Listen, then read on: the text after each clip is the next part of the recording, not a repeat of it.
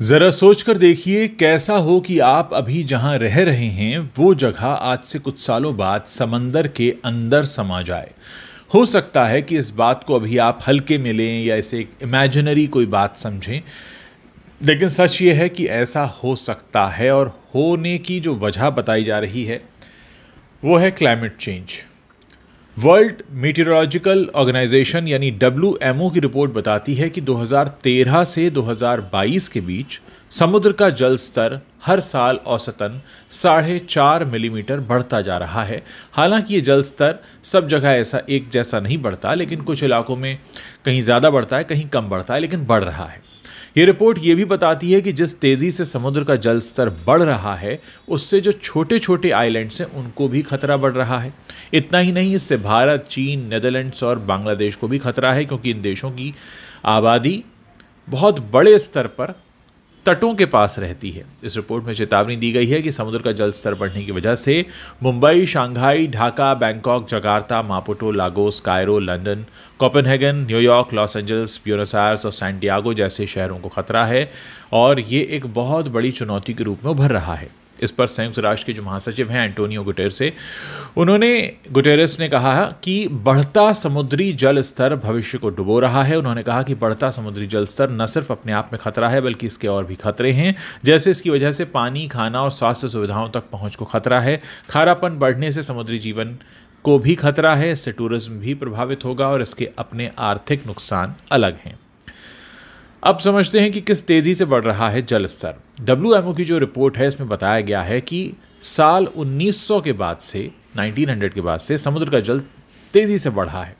Report के मुताबिक 1993 से 2002 के बीच हर साल औसतन 2.1 mm जल स्तर बढ़ा था, जबकि 2003 से 2012 के बीच 2.9 mm बढ़ा। वहीं 2013 से 2022 के बीच ये 4.5 mm हो गया। इस रिपोर्ट में ये भी बताया है कि अगर वैश्विक तापमान को 1.5 डिग्री सेल्सियस से ज़्यादा बढ़ने नहीं दिया गया तब भी अगले 2000 साल में समुद्री जल स्तर हर साल औसतन 2 से 3 मीटर तक बढ़ जाएगा। इसमें कहा गया है कि अगर तापमान 2 डिग्री सेल्सियस तक बढ़ता है तो समुद्री जल स्तर 2 से 6 मीटर तक बढ़ सकता है। अगर 5 डिग्री सेल्सियस तक तापमान बढ़ जाता है तो फिर 19 से 22 मीटर तक जल स्तर ऊपर आ जाएगा, यानी यहां पर आज पानी है उससे 22 मीटर ऊपर तक। अब ये कितना बड़ा खतरा है इसको समझने के लिए आप ये समझिए कि 3000 सालों में 20वीं सेंचुरी में पहली बार ऐसा हुआ है जब समुद्र का जल स्तर इतनी तेज़ी से बढ़ा है।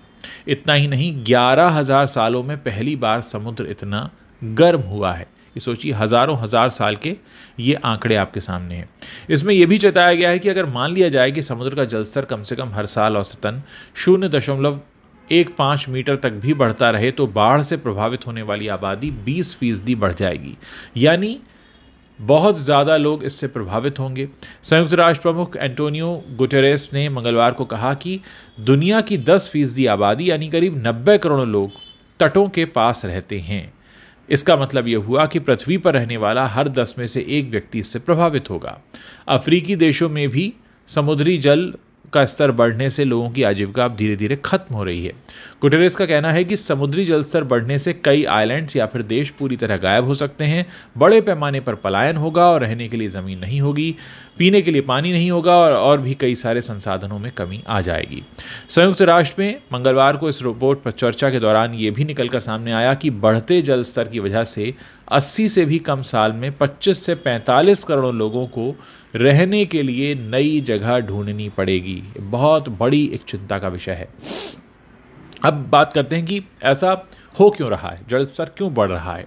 इसकी सबसे बड़ी वजह है क्लाइमेट चेंज। WMO की रिपोर्ट में बताया गया है कि 1971 के बाद से समुद्र का जल स्तर तेज़ी से बढ़ने की वजह हम इंसान ही हैं। इसके मुताबिक 1901 से 1971 के बीच समुद्र का जल स्तर सालाना 1.3 mm बढ़ रहा था, जबकि 1971 से 2006 के बीच हर साल 1.9 mm तक बढ़ा। वहीं 2006 से 18 के बीच हर साल औसतन 3.7 mm जल स्तर बढ़ता रहा। क्लाइमेट चेंज होने की वजह से धरती का तापमान बढ़ रहा है और इस वजह से बर्फ पिघल रही है, समंदर भी और गर्म हो रहे हैं। संयुक्त राष्ट्र का अनुमान है कि हर साल अंटार्कटिका में 150 अरब टन बर्फ पिघल रही है।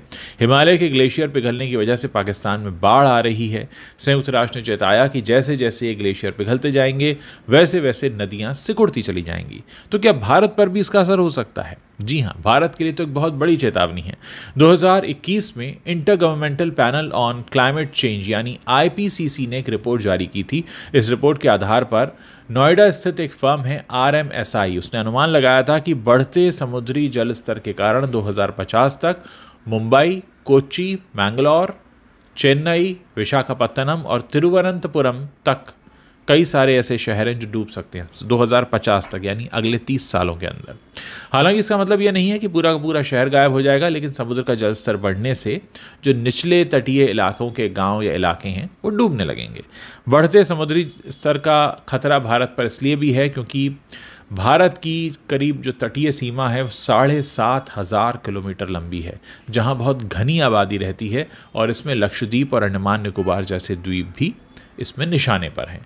तो कुल मिलाकर हमने अपने प्लैनेट की क्लाइमेट को इस हद तक गर्म कर दिया है, फिर चाहे वो इलेक्ट्रिक उपकरणों के इस्तेमाल से हो या पेट्रोल गाड़ियों के इस्तेमाल से हो, हमने अपने प्लैनेट को इतना गर्म बना लिया कि बर्फ़ पिघलने लगी, और बर्फ़ इस हद तक पिघलने लगी कि उसकी वजह से जल स्तर बढ़ रहा है। और ये बढ़ता हुआ जल स्तर अब हमारे उन रिहायशी इलाकों में घुस सकता है जहाँ पर हमने इन सुविधाओं को बढ़ाने के लिए इतना सारा खतरा मोल ले लिया। तो कुल मिलाकर इसके लिए जिम्मेदार तो इंसान ही है। हमने जिस तरह से अपनी तरक्की की है, हम उसे तरक्की कहें या हम उसे अपने लिए सामान जुटाना कहें, लेकिन उसकी वजह से हमने अपनी जो पूरी पृथ्वी है उसका तापमान इतना बढ़ा दिया है कि अब ये धीरे धीरे बढ़ा हुआ तापमान पानी बनकर हमारे घरों में घुसने वाला है।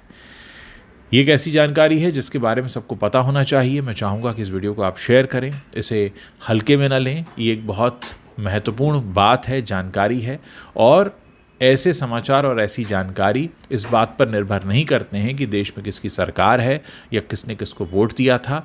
ये हमारे आपके हम सबके जीवन का प्रश्न है जिस पर हमें ध्यान देने की सबसे ज़्यादा ज़रूरत है।